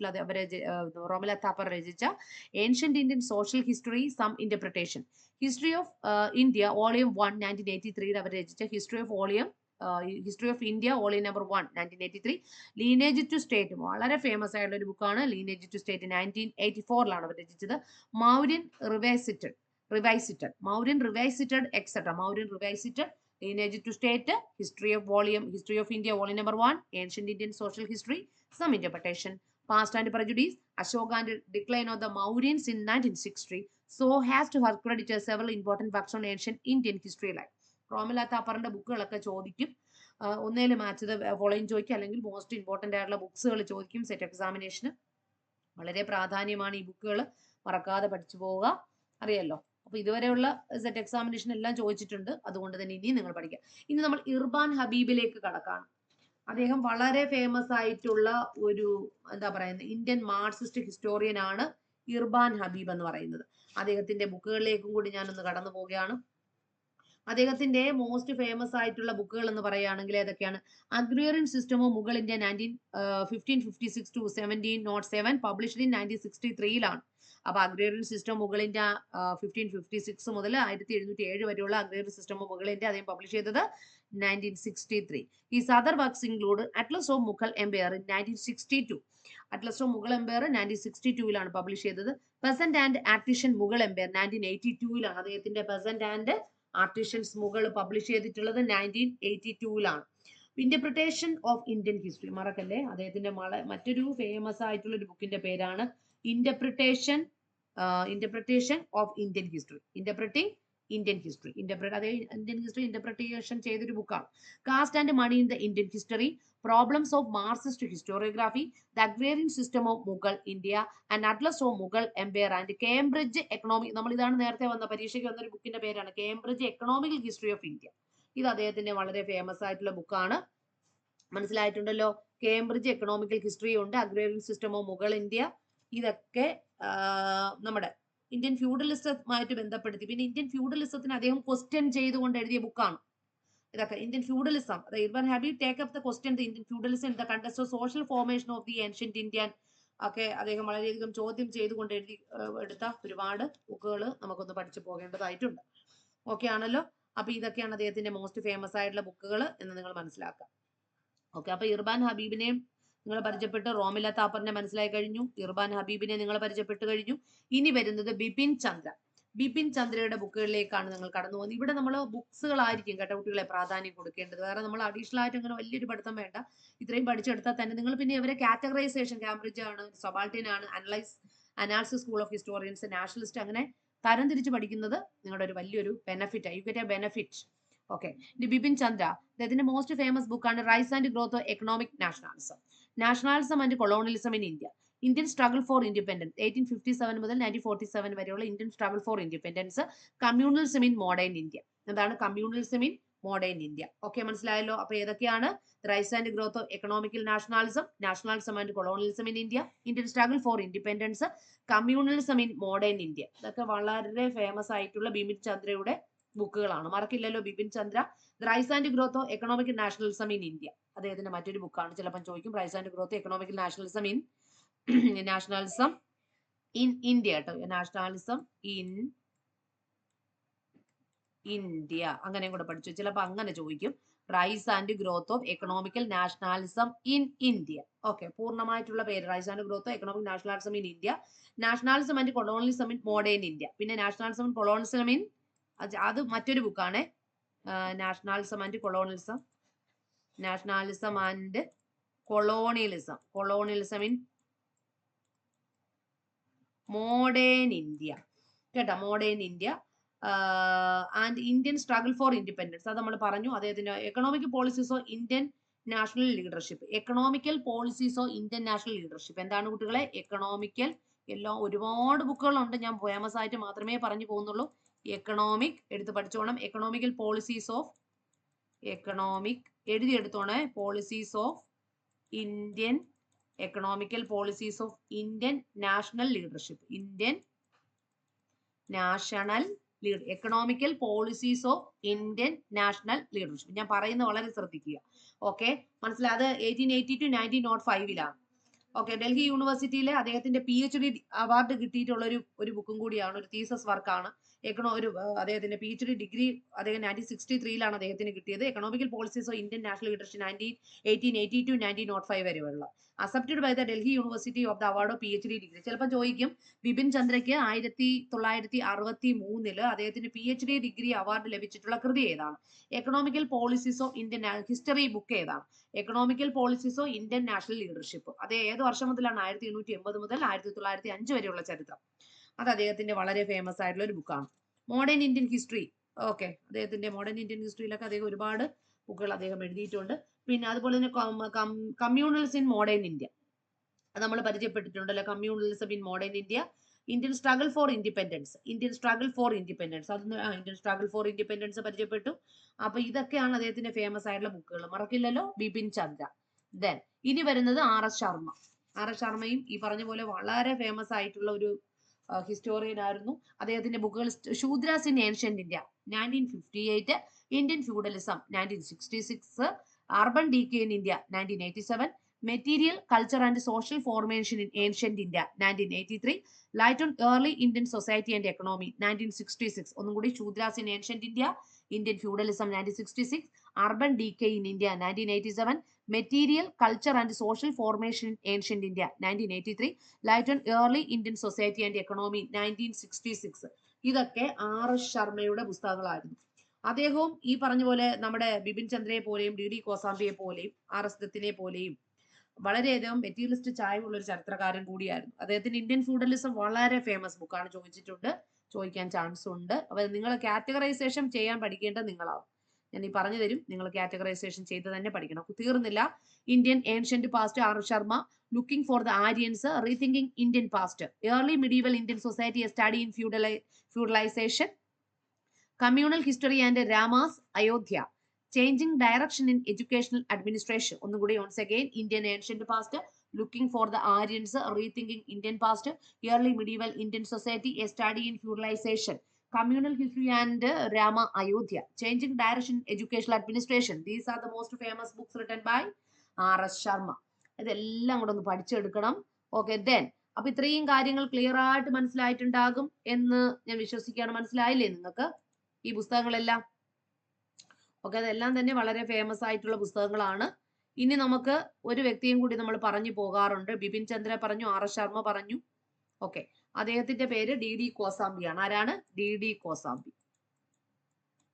അപ്പൊ DD കോസാംബിയുടെ ബുക്കുകൾ ഞാനൊന്ന് പറഞ്ഞു പോകാം. വളരെ famous ആണ് അദ്ദേഹത്തിന്റെ പുസ്തകങ്ങൾ എന്ന് പറയുന്നത്. അത് ഞാനൊന്ന് പറഞ്ഞു പോകുന്നത് വളരെ ശ്രദ്ധിച്ച് നിങ്ങളൊന്ന് കേൾക്കാൻ ശ്രമിക്കുക. An introduction to the study of Indian history. എന്താണ് an introduction to the study of Indian history? An introduction to the DD കോസാംബിയാണ് കേട്ടോ. നമ്മൾ ചിലതൊക്കെ പരിചയപ്പെട്ടു പോയിട്ടുണ്ട് അദ്ദേഹത്തിന്റെ ബുക്കുകൾ. An introduction to the study of Indian history. An introduction to the study of Indian history, DD കോസാംബിയുടെ വളരെ ഫേമസ് ആയിട്ടുള്ള ഒരു ബുക്കാണ് An introduction to the study of Indian history. മറക്കരുത്. അപ്പൊ അദ്ദേഹത്തിന്റെ വളരെ ഫേമസ് ആയിട്ടുള്ള ബുക്കാണ് An introduction to the study of Indian history. And then അദ്ദേഹത്തിന്റെ മറ്റൊരു ഫേമസ് ആയിട്ടുള്ള പുസ്തകത്തിന്റെ പേര് നിങ്ങൾക്കറിയാം. ഒരുപാട് പുസ്തകങ്ങളൊക്കെ അദ്ദേഹം രചിച്ചിട്ടുണ്ട്. അതിൽ ഒരു മോസ്റ്റ് ഫേമസ് ആയിട്ടുള്ള മറ്റൊരു ബുക്കിന്റെ പേരാണ് Marxist approach of Indian chronology. എന്താണ് മാർക്സിസ്റ്റ്? ഒരു വലിയ നീണ്ട ഒരു ബുക്കാണ് Marxist approach of Indian chronology. അദ്ദേഹത്തിന് adventure into the unknown caption ആയിട്ടുള്ള മറ്റൊരു book adventure into the unknown. ചിലപ്പോൾ ഇതൊക്കെ തെറ്റിദ്ധരിക്കാൻ ചാൻസ് ഉണ്ട്, കാര്യം മറക്കാൻ ചാൻസ് ഉണ്ട്. അഡ്വഞ്ചർ ഒന്ന് എഴുതി വെച്ചോണമേ. Adventure into the unknown, unknown. അദ്ദേഹത്തിന്റെ ഒരു ബുക്കിന്റെ പേരാണ് adventure into the unknown. അതുപോലെ തന്നെ അദ്ദേഹത്തിന്റെ മറ്റു എന്താ പറയുന്നത് കുറച്ച് ആർട്ടിക്കിൾസുകൾ, അതായത് പുസ്തകം മാത്രമല്ല, അദ്ദേഹം ഒരുപാട് ആർട്ടിക്കിൾസുകളും ഒക്കെ തന്നെ അദ്ദേഹം രചിക്കുകയുണ്ടായിട്ട്. DD Kosambi's on history and society, the problems of interpretation, other most important article. ഇതൊക്കെ ആർട്ടിക്കിൾസുകളാണ്. DD കോസാംബിയുടെ ഒരു ആർട്ടിക്കിൾസിന്റെ പേരാണ് ഞാൻ പറഞ്ഞത് history and society, problems of interpretation. എന്താ കുട്ടികളെ ഞാൻ പറഞ്ഞത്? പിന്നെ DD Kosambi's works on articles on history and society, and problems of interpretation. History and society. History and society ഒന്ന് എടുത്ത് പഠിച്ചുകൊണ്ട് കോസാംബിയാണ്. History and society and problems of interpretation. Problems of interpretation. ഇതും അദ്ദേഹത്തിന്റെ ഫേമസ് ആയിട്ടുള്ള ബുക്കാണ്. History and society, problems of interpretation. Other important articles include the functions of leadership in mass movement. എന്താണ് functions of movement in functions of leadership in mass movement. ഒന്നും കൂടെ, the functions of leadership in a mass movement. ഇത് article ആണ്, തെറ്റിപ്പോയില്ല, ഒരു books അല്ല, articles ആണ്. functions of leadership in a mass movement. മനസ്സിലായിട്ടുണ്ടോ? അതും അദ്ദേഹത്തിന്റെ മോസ്റ്റ് ഫേമസ് ആയിട്ടുള്ള ഒരു ആർട്ടിക്കിളുകളാണ്. പിന്നെ അതുപോലെ തന്നെ അദ്ദേഹം എഴുതിയ മറ്റൊരു പ്രധാനപ്പെട്ട ആർട്ടിക്കിളുകളുണ്ട്. Statistical study of the weights of old Indian punch marked coins. A note on 200 punch marked coins found at Taxila on 10 origin and development silver coinage in Indian progress in production and consumption of the textile goods and price and community in India. ഇതൊക്കെ അദ്ദേഹത്തിന്റെ എന്ന് വെച്ചാൽ അദ്ദേഹം numismatic സ്റ്റഡീസിന് വളരെ പ്രാധാന്യം കൊടുത്തത്. പഠിച്ചു, numismatics is the science living pre history in India എന്നാണ് അദ്ദേഹം പറയുന്നത്. അപ്പൊ ന്യൂമിസ്മാറ്റിക് സ്റ്റഡീസിന് അദ്ദേഹം പ്രാധാന്യം കൊടുത്തു. ഇന്ത്യയുടെ സാമ്പത്തിക ചരിത്രമൊക്കെ നമുക്ക് പഠിച്ചെടുക്കണമെങ്കിൽ ന്യൂമിസ്മാറ്റിക്സ് എന്ന് വെച്ചാൽ എന്താ കുട്ടികളെ? The study of coin. അതാണ് ഞാൻ ഒരുപാട് വട്ടം പറഞ്ഞു പോയി, അത് ചോദിക്കും. ന്യൂമിസ്മാറ്റിക്സ് എന്ന് പറയുമ്പോൾ എന്താ അർത്ഥമാക്കുന്നത്? ദ സ്റ്റഡി ഓഫ് കോയിൻ ആണ് ന്യൂമിസ്മാറ്റിക്സ്. ഓക്കെ, അപ്പൊ ഇദ്ദേഹം ചരിത്ര രചനയ്ക്ക് വ്യാഖ്യാനിക്കുന്നതിന് എക്കണോമിക് പെർസ്പെക്ടീവ്സിലൂടെ വ്യാഖ്യാനം ചെയ്യുന്നതിന് വേണ്ടിയിട്ട് ന്യൂമിസ്മാറ്റിക്സിന് പ്രാധാന്യം. അദ്ദേഹം പറഞ്ഞു ന്യൂമിസ്മാറ്റിക്സ് എന്ന് പറയുന്ന ഒരു എന്താ പറയുന്നത്, is A science that living pre history in India. Pre history of India നമുക്ക് പഠിക്കണമെങ്കിൽ നമുക്ക് ന്യൂമിസ്മാറ്റിക്സ് വേണം. അതുകൊണ്ടാണല്ലോ ഞാൻ ഈ പറഞ്ഞ അദ്ദേഹം ഈ പഞ്ച് മാർക്കഡ് കോയിൻസിനെ കുറിച്ചൊക്കെ എഴുതിയത്. ഈ statistical study of the weight of the old Indian punch marked coins. ഒന്നും കൂടെ ശ്രദ്ധിക്കുക നിങ്ങൾ. Statistical study of the weights of old punch marked coin. A note 200 2 hordes of the punch marked coin. 2 hordes of the punch marked coin found at Taxila on 10 origin and development of silver coinage. ഇങ്ങനെയൊക്കെ ഉള്ള കുറച്ച് punch marked കോയിൻസിന്റെ ഒക്കെ ബുക്കുകളും ആർട്ടിക്കിൾസുകളൊക്കെ D കോസാംബിയുടെ most famous ആയിട്ടുള്ള ചരിത്ര രചനകളാണ്. മറക്കില്ലല്ലോ. അപ്പൊ നമ്മള് ഒരു പ്രധാനപ്പെട്ട ചരിത്രകാരന്മാരെയൊക്കെ നമ്മൾ പറഞ്ഞു പോയിട്ടുണ്ട്. റോമില താപ്പർ, ഇർബാൻ ഹബീബ്, ബിപിൻ ചന്ദ്ര, RS ശർമ്മ.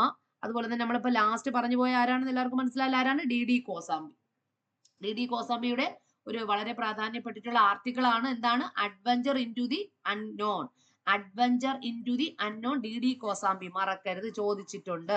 പിന്നെ അതുപോലെ തന്നെ അദ്ദേഹത്തിന്റെ ഒരു ആർട്ടിക്കിൾ ആണ് history and society, problems of interpretation. History and society, problems of interpretation. മറക്കില്ലല്ലോ. പിന്നെ introduction to the study of Indian history, മനസ്സിലായല്ലോ. അതും അദ്ദേഹത്തിന്റെ ഒരു ബുക്കിന്റെ പേരാണ്, introduction to the study of Indian history. Okay, അപ്പൊ അദ്ദേഹം പിന്നെ അതുപോലെ തന്നെ അദ്ദേഹം ഇന്ത്യൻ ന്യൂമിസ്മാറ്റിക് ഹിസ്റ്ററിക്ക് ചരിത്രത്തിന് പ്രാധാന്യം കൊടുത്ത് അതിൽ അദ്ദേഹം ഒരുപാട് പുസ്തകങ്ങൾ രചിച്ചു. And introduction to the study of Indian history അദ്ദേഹം 1956 രചിച്ചത്. And introduction to the study of ഇത് എന്ന് എഴുതി വെച്ചോണമേ. അതാണ് നേരത്തെ നമ്മൾ പരിചയപ്പെട്ട് പോയതാണ്. ആൻഡ് ഇൻട്രൊഡക്ഷൻ ടു ദ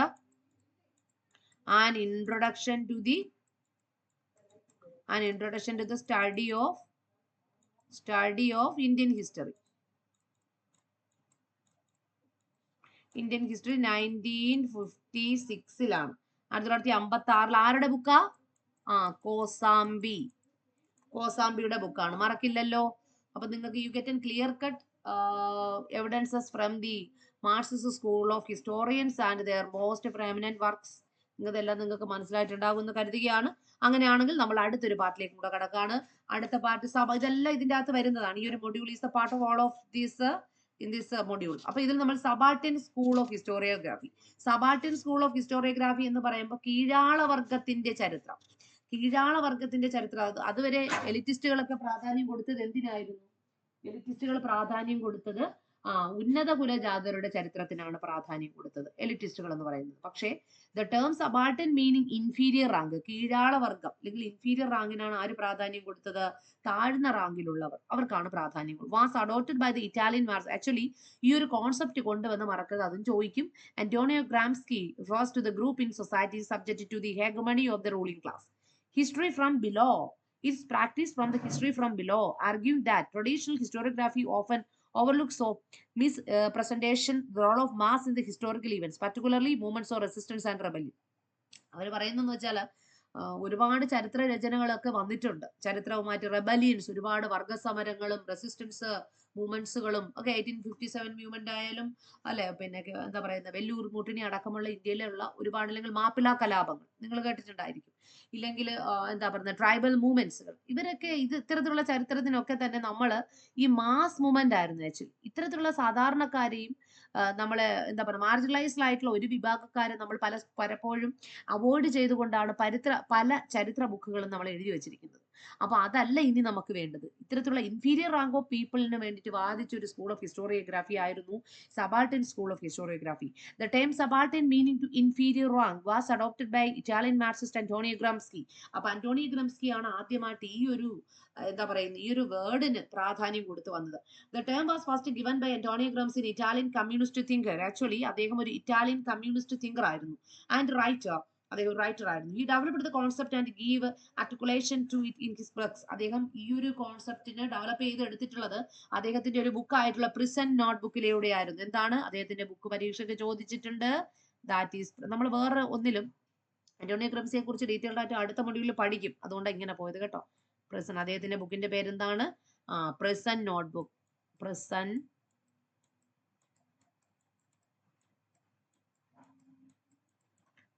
ആണ്, PRI, പ്രിസൺ നോട്ട്ബുക്ക്.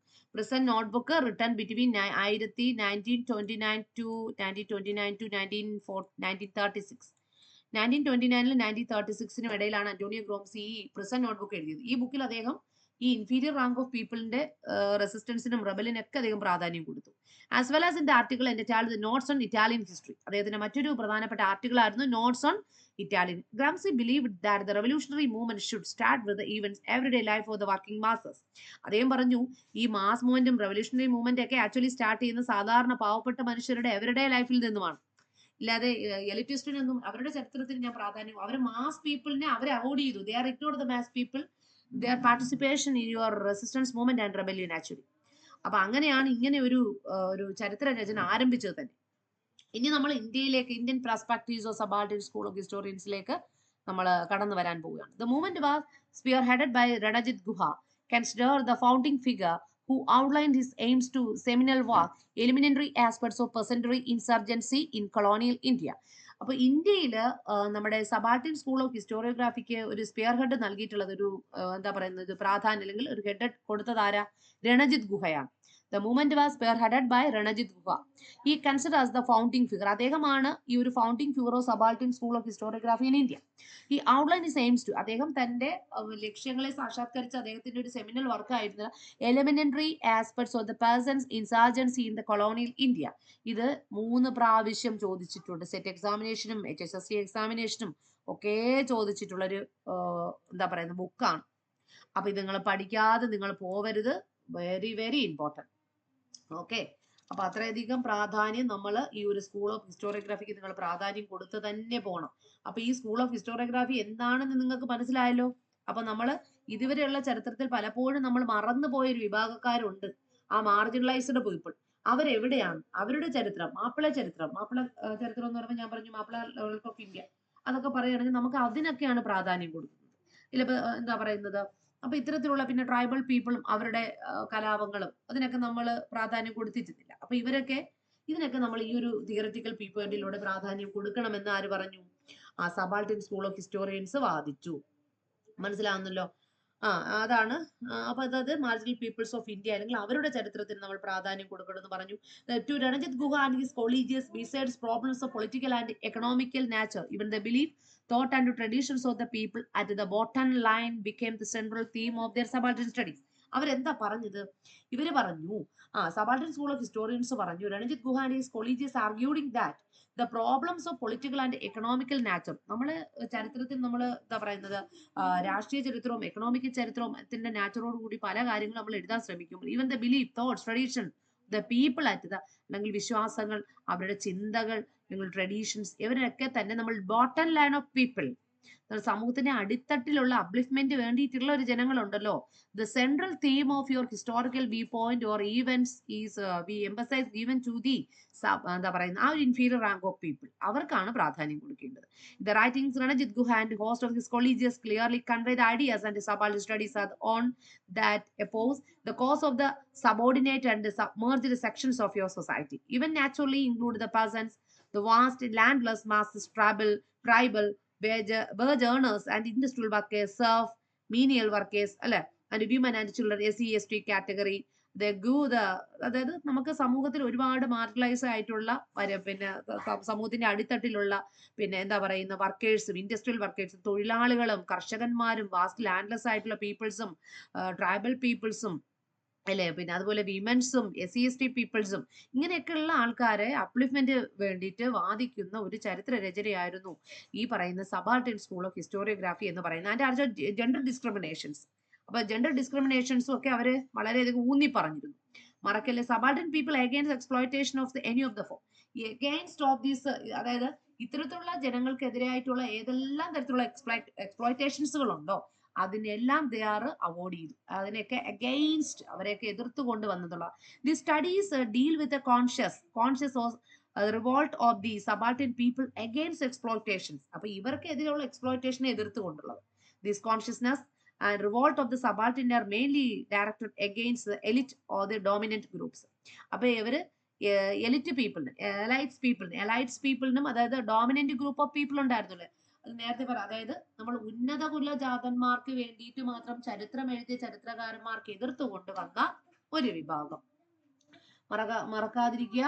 ഇനി നമ്മൾ അതർ പ്രോമിനന്റ് സ്കോളേഴ്സ് ഇൻക്ലൂഡിങ്, അപ്പൊ അത് മറ്റുള്ള ചില പ്രോമിനന്റ് സ്കോളേഴ്സ് ആരൊക്കെയാണ് ഈ ഒരു വിഭാഗത്തിലുള്ളതെന്ന് നോക്കാം. Other prominent scholars include Ranajit ഗുഹായെ കൂടാതെ ഗായത്രി ചക്രവർത്തി സ്പിവാക്, അവരുടെ വളരെ ഫേമസ് ആയിട്ടുള്ള ഒരു ബുക്കിന്റെ പേരാണ് ക്യാൻ ദി സബാൾട്ടൻ സ്പീക്ക് ചോദിച്ചിട്ടുണ്ട്. Then Dipesh Chakrabarty, Partha Chatterjee, Shahid Amin, David Arnold, David Hardiman and Gyanendra Pandey. Once again, Gayatri Chakravarti Spivak, Dipesh Chakravarti, Partha Chatterjee, Shahid Amin, David Arnold, David Hardiman, Gayendra Pandey. These are the prominent figures and scholars of the Sabatin School of Indian Historiography. Adile Gayatri Chakravarti Spivak in one of the most important nominant ആയിട്ടുള്ള ഒരു work ആയിരുന്നു Can the Subaltern Speak. Okay, ഇവരെയൊക്കെ നിങ്ങളൊന്ന് പഠിച്ചു വെക്കുക. അതിൽ നമുക്ക് ഏറ്റവും ഇമ്പോർട്ടന്റ് ചോദിക്കാൻ ചാൻസ് ഉള്ളത് മേജർ വർക്കോ രണജിത് ഗുഹായാണ്. അദ്ദേഹത്തിന്റെ ഒരു ഇമ്പോർട്ടന്റ് ആയിട്ടുള്ള ഒരു വർക്ക് നമ്മൾ 1983 അദ്ദേഹം പബ്ലിഷ് ചെയ്തിട്ടുള്ള ഒരു ബുക്കാണ് elementary aspects of person insurgency in the colonial India 1983, dominance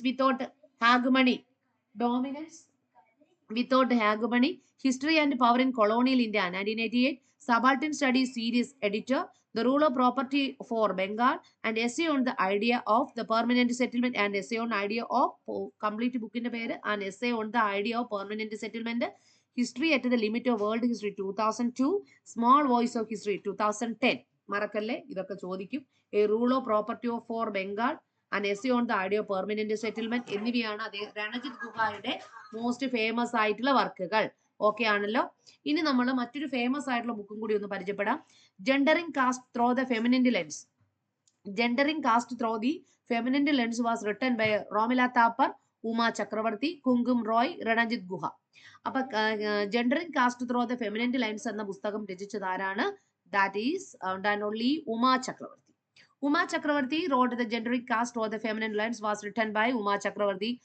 Uma Chakravartiയുടെ മറ്റൊരു ഫേമസ് ആയിട്ടുള്ള ഒരു ബുക്കാണ് Brahmanical Patriarchy. Brahmanical Patriarchy is also written by Uma Chakravarti. Uma Chakravartiയുടെ മറ്റൊരു വളരെ ഫേമസ് ആയിട്ടുള്ള ഒരു ബുക്കാണ് Brahmanical Patriarchy. മറക്കാതിരിക്കുക, ചോദിച്ചിട്ടുള്ള ഒരു ബുക്കാണ്. ഈ gendering caste through the feminine lens ഒത്തിരി പ്രാവശ്യം ചോദിച്ചിട്ടുണ്ട്. Okay, then who wrote the book people of India. അപ്പൊ ഈ ഒരു പീപ്പിൾ ഓഫ് ഇന്ത്യ എന്നൊക്കെ പറയുമ്പോൾ നമ്മുടെ എന്താ പറയുന്നത്, നമ്മുടെ മൂന്നാമത്തെ മൊഡ്യൂളുമായിട്ട് ബന്ധപ്പെടുത്തിയിട്ടുള്ള ചില ക്വസ്റ്റ്യൻസുകളാണ്. ഞാൻ പറഞ്ഞു ആ ക്വസ്റ്റ്യൻസുകളെ ചോദിക്കുള്ളൂ, കാര്യം അധികം ഇമ്പോർട്ടൻസി അല്ലാത്തൊരു മൊഡ്യൂളാണ് മൂന്നാമത്തെ മൊഡ്യൂൾ. അപ്പൊ നമുക്ക് എങ്കിലും ഒന്ന് നോക്കാം. Who wrote the book people of India? Herbert Risley, James Mill, Warren Hastings, Lord Cornwallis. So the correct answer, ഇവിടുത്തെ കറക്റ്റ് ആയിട്ടുള്ള ആൻസർ ഏതാണ് കുട്ടികളെ? ഒന്ന് നോക്കി പറയൂ. സോ ദ കറക്റ്റ് ആൻസർ എന്ന് പറയുന്നത് Herbert Risley is the correct answer. Herbert Risley here is the correct answer. അടുത്ത what was the primary objectives of the Mughal manuals and survey conducted during the colonial period? The primary of the manuals and survey അതായത് colonial പീരീഡിൽ മാനുവലും സർവേസും conduct ചെയ്യുന്നതിന്റെ objectives എന്താണ്? To document the natural resource of the ഇന്ത്യയുടെ ഒരു it is a document the natural resource of ഇന്ത്യയുടെ document വേണ്ടിയിട്ടാണോ? The study the social and cultural practice of Indian society പഠിക്കുന്നതിന് വേണ്ടിയിട്ടാണോ? To provide the information for administrative and revenue പർപ്പസിന് വേണ്ടിയിട്ടാണോ? The study the administration and revenue purpose of India പഠിക്കുന്നതിന് വേണ്ടിയിട്ടാണ് മാനുവലും സർവേസും കണ്ടക്ട് ചെയ്യുന്നത്. To promote the Indian literature and കൾച്ചറിനെ കുറിച്ച് പഠിക്കുന്നതിന് വേണ്ടിയിട്ടാണ്. അപ്പോൾ ആക്ച്വലി നിങ്ങൾ പഠിക്കുക, നമ്മൾ സെക്കൻഡ് മൊഡ്യൂളിൽ മാനുവൽസും സർവേസും സെൻസസും എഥനോഗ്രാഫി ഒക്കെ പറഞ്ഞു പോകുന്നുണ്ട്. അപ്പൊ ഇവിടെ നമ്മൾ actually manuals and surveys actually നമ്മൾ കണ്ടക്ട് ചെയ്യുന്നത് ടു പ്രൊവൈഡ് ഇൻഫർമേഷൻ ഇന്ത്യയുടെ അഡ്മിനിസ്ട്രേഷൻ സിസ്റ്റത്തെ കുറിച്ചും റവന്യൂ പർപ്പസിനെ കുറിച്ചും പഠിക്കുന്നതിന് വേണ്ടിയിട്ടാണ്. അപ്പൊ ഇങ്ങനെയൊക്കെ ചോദിച്ചിട്ടുള്ളൂ, അതുകൊണ്ട് വലിയൊരു ഇമ്പോർട്ടൻസ് ഞാൻ അവിടെ കൊടുക്കുന്നില്ല. Last question is to what is the primary method used to ethnographic research? Actually ഇതൊരു റിസർച്ചിന്റെ പാർട്ടാണ്. നിങ്ങൾ ആക്ച്വലി റിസർച്ച് ഒക്കെ പഠിക്കും, പക്ഷെ ഇവിടെ ഈ എഥനോഗ്രാഫിക് റിസർച്ചിന് ഞങ്ങൾ ഇമ്പോർട്ടൻസ് കൊടുക്കണം in this module also. അപ്പോൾ ഇവിടെ ethnographic research എന്ന് പറയുമ്പോൾ is N quantitative survey and statistical analysis ആണോ? ഓപ്ഷൻ ബി വന്നിട്ട് ലബോറട്ടറി എക്സ്പെരിമെന്റ് ആണോ? എന്താണ് ഓപ്ഷൻ ബി വന്നിട്ട് ലബോറട്ടറി എക്സ്പെരിമെന്റ് ആണോ? ഓപ്ഷൻ സി വന്നിട്ട് പാർട്ടിസിപ്പന്റ് ഒബ്സർവേഷൻ ആൻഡ് ഡീറ്റെയിൽഡ് ഇന്റർവ്യൂസിനാണോ നമ്മൾ എഥനോഗ്രാഫിക്ക് പ്രാധാന്യം കൊടുക്കുന്നത്? Historical document analysis only, historical document analyse ചെയ്യുന്നതിന് വേണ്ടിയിട്ട് മാത്രമാണ്. എഥനോഗ്രാഫി എന്ന് പറയുമ്പോൾ തന്നെ നിങ്ങൾ മനസ്സിലാക്കുക കുട്ടികളെ, it is a qualitative research. അപ്പൊ എഥനോഗ്രാഫി ഒരു ക്വാളിറ്റേറ്റീവ് റിസർച്ച് മെത്തേഡ് ആണ് that relies heavily on participation observation. ഇവിടെ നമ്മൾ ഇതിൽ പങ്കെടുക്കുന്ന വ്യക്തികൾ ഒരു കൂട്ടമായിട്ടോ നമ്മൾ പാർട്ടിസിപ്പേഷൻ ഒബ്സർവേഷൻ ചെയ്യുന്നു. Researcher immerse themselves in culture to understanding social interactions and local context. Local കണ്ടസ്റ്റിലൂടെ ഒരു ഗ്രൂപ്പ് സ്റ്റഡീസ് ഒക്കെ നടത്തുമ്പോൾ നമ്മൾ എന്താ പറയുന്നത്, ഈ എഥനോഗ്രാഫിയാണ് നടക്കാറുള്ളത്. അപ്പൊ സോഷ്യൽ ഇന്ററാക്ഷൻസിലൂടെ ഈ വ്യക്തികളുമായിട്ട് ഇന്റർവ്യൂ നടത്തിയോ പീപ്പിൾസിന്റെ അവരോടൊപ്പം നിന്ന് പ്രവർത്തിച്ച് അവരുടെ ഇടയിൽ ചെന്നിട്ട് അവരുടെ ഇടയിലുള്ള ഒരു വ്യക്തിയായിട്ട് അവരെ ഇന്റർവ്യൂ ചെയ്ത് ഡേറ്റ കളക്ഷൻ ചെയ്യുന്ന ഒരു റിസർച്ച് മെത്തഡോളജിയാണ് ക്വാളിറ്റേറ്റീവ് റിസർച്ചിലെ is a part of ethnographic research. അപ്പൊ ഇതും ചോദിക്കാൻ ചാൻസ് ഉണ്ട്. So the correct answer option C, participant observation and detail interview. മനസ്സിലായിട്ടുള്ളൂ. അപ്പൊ ഇത്രയും കാര്യമാണ് നമ്മൾ എന്താ പറയുന്ന ഹിസ്റ്റോറിയോഗ്രാഫി എന്നറിയപ്പെടുന്ന സെക്കൻഡ് യൂണിറ്റിലെ മൊഡ്യൂള് 3യും മൊഡ്യൂള് 4ഉമായിട്ട് ബന്ധപ്പെടുത്തി പഠിക്കേണ്ടിയിട്ടുള്ളത്. അപ്പൊ ഇത്രയും കാര്യങ്ങൾ വളരെ ഡീറ്റെയിൽഡ് ആയിട്ട് തന്നെ നിങ്ങൾക്ക് മനസ്സിലായിട്ടുണ്ടാകും എന്ന് കരുതുകയാണ്. നിങ്ങൾ ഓരോ വ്യക്തിയും കാറ്റഗറൈസേഷൻ ചെയ്ത് പഠിക്കുക. Okay, thank you.